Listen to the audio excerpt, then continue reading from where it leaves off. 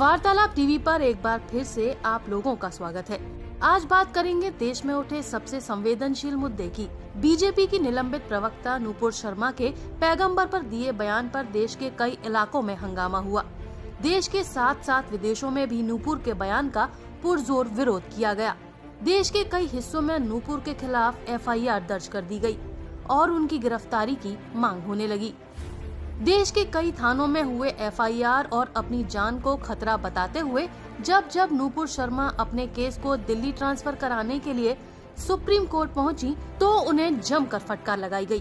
देश की सबसे बड़ी अदालत ने उन्हें सख्त लफ्जों में कहा कि पैगंबर मोहम्मद को लेकर आपत्तिजनक बयान पर देश में मचे हुए बवाल के लिए नूपुर शर्मा ही जिम्मेदार हैं। नूपुर को टीवी पर आकर माफी मांगने का सुझाव दिया गया। ये भी कहा गया कि देश में उनके बयान के कारण ही आग लगी हुई है। देश में जो हो रहा है उसके लिए वही एकमात्र जिम्मेदार हैं।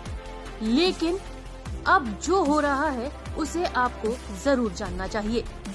देश की सबसे बड़ी अदालत के फैसले को देश के ही 15 रिटायर्ड जजों, 77 नौकरशाहों और 25 पूर्व सैनिक अफसरों ने खुला पत्र लिखा है और उस खुले पत्र में सुप्रीम कोर्ट के जस्टिस सूर्यकांत और जस्टिस JB पारदीवाला की टिप्पणियों को दुर्भाग्यपूर्ण बताया है। आपको बता दें कि जस्टिस सूर्यकांत और जस्टिस JB पारदीवाला ने ही नूपुर शर्मा पर टिप्पणी की थी। चिट्ठी में लिखा गया है कि इस तरह के अपमानजनक बयान का न्यायपालिका के इतिहास में इससे पहले का कोई उदाहरण नहीं है। खुले पत्र में रिटायर्ड जजों और अधिकारियों ने कहा है कि निलंबित बीजेपी नेता नूपुर शर्मा पर टिप्पणी के मामले में सबसे बड़ी अदालत ने लक्ष्मण रेखा पार कर दी है। पत्र में ये भी कहा गया है कि न्यायपालिका के इतिहास में दुर्भाग्यपूर्ण टिप्पणियों की ऐसी कोई मिसाल नहीं है। ये सबसे बड़े लोकतंत्र की न्याय प्रणाली पर अमिट निशान है। इसमें सुधार के कदम उठाए जाने चाहिए क्योंकि इसका लोकतांत्रिक मूल्यों और देश की सुरक्षा पर गंभीर परिणाम हो सकता है। चिट्ठी पर दस्तखत करने वालों में बॉम्बे हाई कोर्ट के पूर्व मुख्य न्यायाधीश क्षितिज व्यास, गुजरात हाई कोर्ट के पूर्व न्यायाधीश SM Soni, Rajasthan high court के पूर्व न्यायाधीश RS राठौर और प्रशांत अग्रवाल।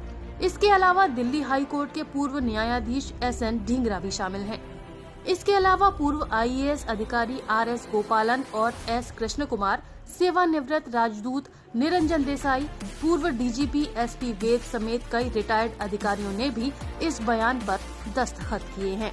टिप्पणी के खिलाफ सेवानिवृत्त न्यायाधीशों और नौकरशाहों द्वारा एक पत्र chief justice of India NV Ramana को भेजा गया है।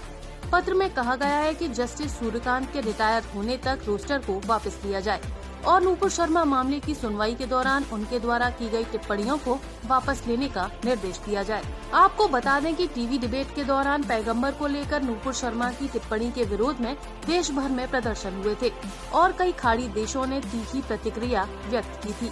इसको देखते हुए बीजेपी ने बाद में नूपुर शर्मा को पार्टी से निलंबित कर दिया था।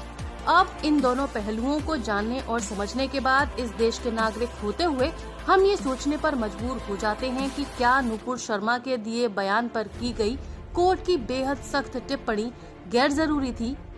क्या इससे बचा जा सकता था या क्या कोर्ट के लिए ये बेहद जरूरी था कि वो इस प्रकार की टिप्पणी करे जिससे कि जो व्यक्ति उससे न्याय मांगने आया है उसका पूरा करियर चौपट हो जाए? आपको ये भी बता दें कि जिस सुनवाई के दौरान दोनों जस्टिस ने नूपुर शर्मा पर ये कड़ी टिप्पणी की थी, उस सुनवाई या अपील में महज देश के कई थानों में नूपुर पर हुए FIR को ट्रांसफर करने की गुजारिश थी।